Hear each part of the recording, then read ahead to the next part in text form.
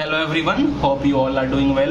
So today we are going to do the next question of our agriculture optional answer writing practice. जो हमारी agriculture optional answer writing practice series चल रही है उसके next question को आज हम लोग करने वाले हैं. And today's question is discuss the food production and consumption trends in India in last 50 years. Food production and consumption trends and consumption trends in India in last 50 years. So last यानी पिछले 50 साल में किस तरह से हमारा production का that is food production का और कंजम्पशन का ट्रेंड बदला है, उस पर हम लोग को आज डिस्कस करना है. So I think this question is doable और आप सबको खुद से ऐसे आंसर्स लिखने का प्रयास करना चाहिए.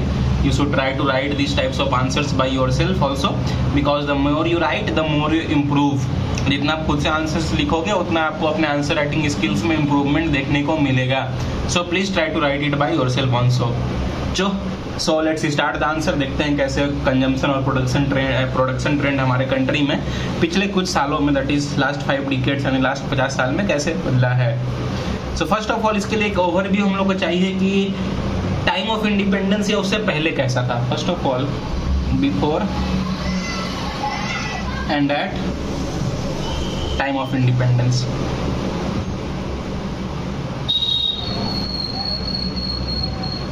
दैट इज कि इंडिपेंडेंस से पहले और उसके टाइम, इंडिपेंडेंस के टाइम कैसा कंडीशंस था हमारा प्रोडक्शन और कंजम्पशन में.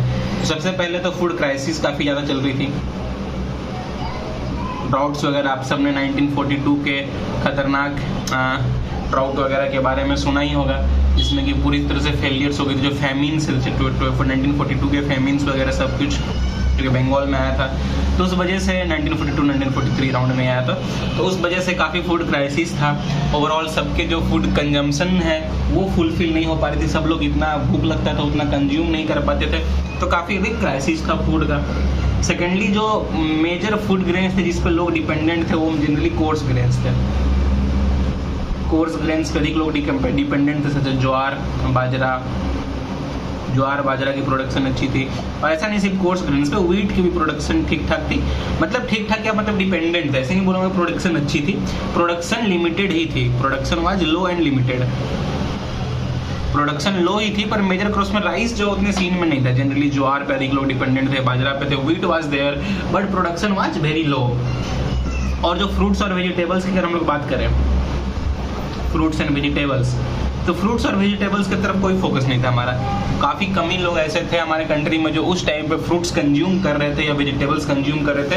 तो जो अपर सेक्शन के लोग थे बस वो जनरली जो है सब लोग सेरल्स पे डिपेंडेंट थे. Generally jowar bajra and wheat and the consumption of fruits and vegetables were very low. Production भी लो था, कंजम्पशन भी लो था. उसके बाद जब क्राइसिस आई फूड ग्रेन के हमारे पास जस्ट आफ्टर इंडिपेंडेंस, तो we had to import food grains. हम लोग को फूड ग्रेन्स इंपोर्ट कहाँ से करना पड़ा था? यूएसए से यूएस से इंपोर्ट करना पड़ा था under PL 480. Under this PL 480 अगर आप ग्रीन रेवोल्यूशन की हिस्ट्री को पढ़ोगे तो उसमें आप लाल बहादुर शास्त्री टाइम्स में देखोगे कि PL 480 के तहत हम लोग यूएस से व्हीट इंपोर्ट कर रहे थे या फिर यूएन से फूड ग्रेन्स इंपोर्ट कर रहे थे. तो ये जो टाइम थी हमारी कब की थी? This was the time at independence और you can say before independence से इंडिपेंडेंस लेके ऐसा टाइम हम लोगों का था. Secondly, then after having seen these difficult times, इसके बाद जो हमारा टाइम है that was of green revolution. उसके बाद 1960s में जो है हमारा ग्रीन रेवोल्यूशन होकर के 60 से 70s के बाद से green revolution was successful. Then came the number second, you can say then came the era of green revolution. Number second the era of green revolution, that is around 60-70s. तो green revolution के time क्या हुआ? सबसे पहले तो wheat और rice पे अधिक इम्फेसिस देखने को मिला हमें. व्हीट एंड राइस पे अधिक इम्फेसिस हमको देखने को मिला. ये दोनों मेजर फूड ग्रेन्स बने, कोर्स सीरियल्स बने जिस पे अधिक इम्फेसिस था. सेकेंडली इस समय हम लोगों ने क्या डेवलप किया? High yielding varieties. जो नॉर्मन बोरलैंग ने हाई यील्डिंग वैरायटीज डेवलप किया था उसको हम लोगों ने स्वामीनाथन, जो MS स्वामीनाथन थे जिनका भी रिसेंटली डेथ हो गई, जिनको कि फादर ऑफ इंडियन एग्रीकल्चर बोला जाता है, उनके सजेशंस के हिसाब से हमने HYB सीड्स, जिसको हम लोग HYB हाई यील्डिंग वैराइटीज करते हैं, उनको इंपोर्ट किया। पर HYB सीड्स में क्या चाहिए था, हाई इरीगेशन चाहिए होती और हाई फर्टिलाइजर चाहिए थी। तो ये ट्रेंड हमारा शुरू हो गया। HYB सीड्स में हाई इरीगेशन हाई फर्टिलाइजर के साथ प्रोडक्शन होने लगा। और प्रोडक्शन किन जगहों पर हो रहा था, जैसे जिस एरियाज में इरीगेशन की सुविधाएं थी, क्योंकि वहीं पे सक्सेसफुल हो पाता। जैसे पंजाब हो गया, हरियाणा हो गया, वेस्टर्न यूपी हो गया, उसके बाद फिर साउदर्न स्टेट जैसे तमिलनाडु, आंध्र प्रदेश में भी ये सारी चीज़ धीरे धीरे आई। सो ये चीज़ें हुई। फिर हमारा PDS सिस्टम स्टार्ट हुआ, inauguration of PDS, that is public distribution system. Public distribution system start हुआ टू इनहेंस फूड सिक्योरिटी, ताकि जो लोग फूड के लिए सिक्योर है, जिनको एक डेली की मिनिमम फूड भी नहीं मिल रही है, उनको हम PDS के थ्रू डिस्ट्रीब्यूट कर सके फूड। तो PDS का इनॉग्रेशन हुआ। फिर हमारा स्टोरेज में इंप्रूवमेंट हुआ।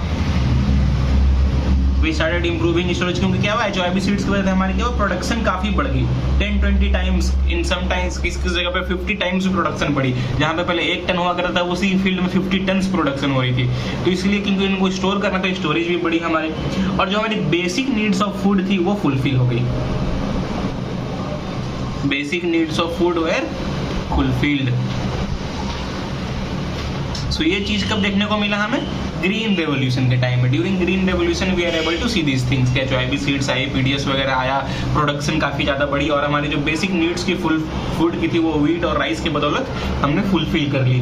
पर still we were somehow nutritionally insecure हो गए, क्योंकि ज्यादा हम लोग सेल्स पे चले गए, और फिर जो भी पल्सेस के लिए एरिया था, ऑयल सीड्स के लिए था, वो सारी डिक्रीज हुई, जो कि साइड इफेक्ट्स थे ग्रीन रेवोल्यूशन के। सॉइल पे इफेक्ट पड़ी, बट उसको हम लोग वहाँ डिस्कस नहीं कर रहे, हम लोग बस प्रोडक्शन और कंजम्पशन ट्रेंड्स पे ध्यान रखना। तो ये ग्रीन रेवोल्यूशन के टाइम हुआ। उसके बाद आया next era was era of globalisation and LPG reforms. फिर कौन, दैट इज 1990s, 1991, 1992 के बाद जो भी, जब हमारा LPG रिफॉर्म्स हुआ, globalisation and era of globalisation and this is next era of globalisation and LPG, that is liberalisation, privatisation and globalisation. LPG reforms, economic reforms, new economic policy जो हमारे country ने अपनाई, उस टाइम के बाद है। उसके बाद क्या हुआ, दैट इज आफ्टर 1990s। उसके बाद क्या, फूड चेन्स तब तक अच्छे से स्टेब्लिश हो चुके थे। हमारे जो फूड चेन्स थे, PDS वगैरह हो गए, डिस्ट्रीब्यूशन हो गया, प्रोडक्शन हो गया, सब अच्छे से स्टेब्लिश हो चुके थे, बिकॉज तब तक जो है हमारा ग्रीन रेवोल्यूशन जो अच्छे से स्टेब्लिश हो चुका था। उसके बाद हमारी वेजिटेबल्स और फ्रूट्स की कंजम्पशंस बढ़ने लगी। वेजिटेबल्स एंड फ्रूट्स की कंजम्पशंस बढ़ी। कुछ वेजिटेबल्स सच एज पोटैटो जो है वो क्या बन गए, हमारे बिकम ग्लोबल फूड बन गए। पोटैटो के प्रोडक्शन भी बढ़िया, पोटैटो बिकम ग्लोबल फूड बन गया। पोटैटो हर एक कंट्री में हर एक लोग कंज्यूम करना शुरू कर चुके थे पोटैटो को। और अभी उसी टाइम्स के बाद से देखोगे पोटैटो का जो है हमारे डाइट में काफी ज्यादा एनहेंसमेंट हुआ। और अब तो ऐसी टाइम्स है कि पोटैटो को बिना हम रह ही नहीं सकते हैं। आप हर एक सब्जी चले जाओ, कहीं भी मेस चले जाओ, हॉस्टल चले जाओ, और जगह किससे बनते खाने, पोटैटो से। ठीक है, तो पोटैटो यहाँ पे ग्लोबल फूड बना। वेजिटेबल्स और फ्रूट्स की कंजम्पशंस भी बढ़ी। और इसी टाइम पे बहुत सारे रिवोल्यूशंस भी हमारे आने शुरू हो गए, हो चुके, सक्सेसफुल भी होने शुरू हो गए। जैसे कि फॉर व्हाइट रिवोल्यूशन जो मिल्क के लिए था, वर्गीज कुरियन का इसमें काफी बड़ा रोल था। अमूल के बारे में हम सब जानते हैं। फिर हमारा येलो रिवोल्यूशन आया फॉर एग्स। काफी लोग येलो रिवोल्यूशन को ऑयल सीड से भी डिनोट करते हैं, पर यहाँ पे हम लोग एग से डिनोट कर रहे हैं। ठीक है, येलो रिवोल्यूशन एक आया। उसके बाद फिर हमारा ब्लू रेवोल्यूशन आया, फिश प्रोडक्शंस काफी बढ़े। ठीक है, फिशरी वगैरह सब बढ़ गई। तो ये सारी चीज़ों के बाद जो है न्यूट्रिशन की कंडीशन भी बढ़ी। वेजिटेबल्स मतलब सेरल से हम लोग थोड़े थोड़े डाइवर्स होना यहाँ पे शुरू हो चुके थे। वेजिटेबल्स, फ्रूट्स आ गई, मिल्क, एग्स, फिश, ये सारी मीट, पोल्ट्री की अब जो देखते हो चीज़ें, वो सारी चीज़ें शुरू हो गई थी इस एरा में। उसके बाद नेक्स्ट एरा जो आई, दैट वाज मनरेगा एंड 2006 ऑनवर्ड्स। मनरेगा कब आई हमारे, 2005 में जो है मनरेगा आई थी। That is Mahatma Gandhi national rural employment guarantee act. Mahatma Gandhi national rural employment guarantee act जो कि 2005 में आई थी। और इसके बाद हम लोग 2006 ऑनवर्ड्स देख रहे हैं next era, that is after MNREGA. This era is you can say after MNREGA era. ठीक है, तो इस एरा में क्या हुआ कि earlier there was sharp divide in rural and urban consumption trend. तो इससे पहले अगर आप देखो, जैसे ग्लोबलाइजेशन भी आई, LPG रिफॉर्म्स भी आई, तो दैट वाज जनरली अर्बन बायस।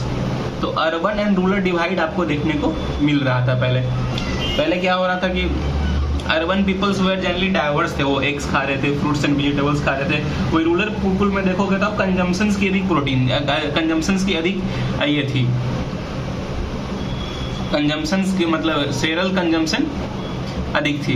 वहीं करके अर्बन में देखोगे तो प्रोटीन कंजम्पशन, फिश हो गई, मिल्क हो गई, वेजिटेबल्स हो गए, फ्रूट्स हो गए, ये सारी चीजें इंक्लूडेड थी।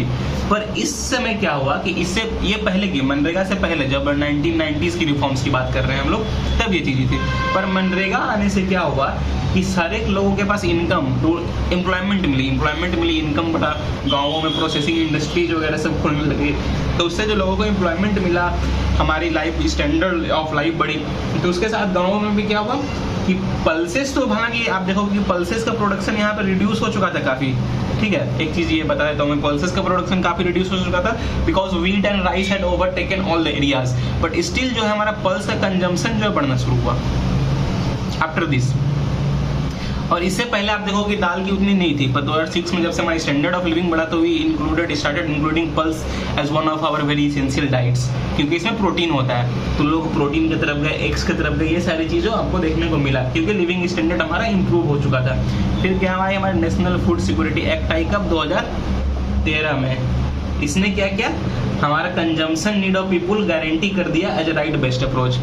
फूड सिक्योरिटी एक्ट क्या हो गया, राइट बेस्ड अप्रोच हो गया, right based approach. That is कि जो भी हमारे कंजम्पशंस नीड है, जो हमें कंज्यूम करना चाहिए, वो हमारे राइट हो गए, फूड बिकम आवर राइट, ठीक है। तो इस चीज़ के बाद ये सारी चीज़ें डेवलप हुई। उसके बाद फिर आप धीरे धीरे देखोगे एग्रो प्रोसेसिंग स्टार्ट हो गई, एग्रो प्रोसेस थोड़ा मिटाया था यहाँ पर, समझ गए आप ये चीज़, एग्रो प्रोसेसिंग भी डेवलप हो चुकी थी। उसके बाद धीरे धीरे हम लोग पैकेज्ड फूड की तरफ भी बड़े। अभी एक टाइम में देखोगे आप तो क्या है, चिप्स आपको पैकेज्ड मिल रहे हैं, काफ़ी सारी चीज़ पैकेज्ड मिल रहे हैं, यहाँ तक कि नूडल्स तक पैक होकर आने लगे। तो एग्रो प्रोसेसिंग की तरफ भी हमारी चीज़ें बढ़ी और ये इस तरह से हमारा जो कंजम्पशन रेट उस समय से अभी तक बदला।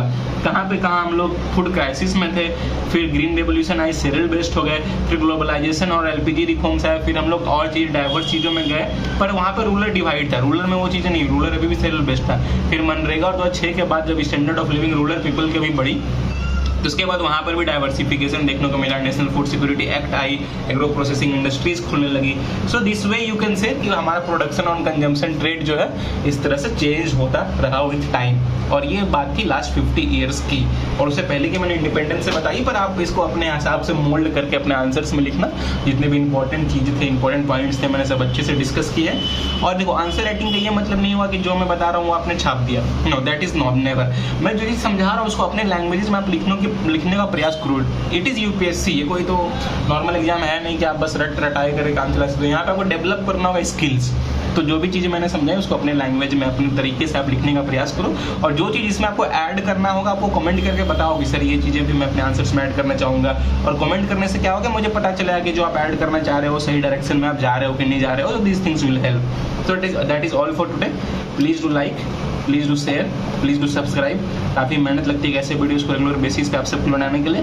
और अगर आप लाइक शेयर सब्सक्राइब करते हो तो काफ़ी मोटिवेशन मिलता है हमें कि हम और बेसिक वीडियोज आप सबके लिए रेगुलरली बना पाएँ। So that is all for today. Have a nice day. Thank you.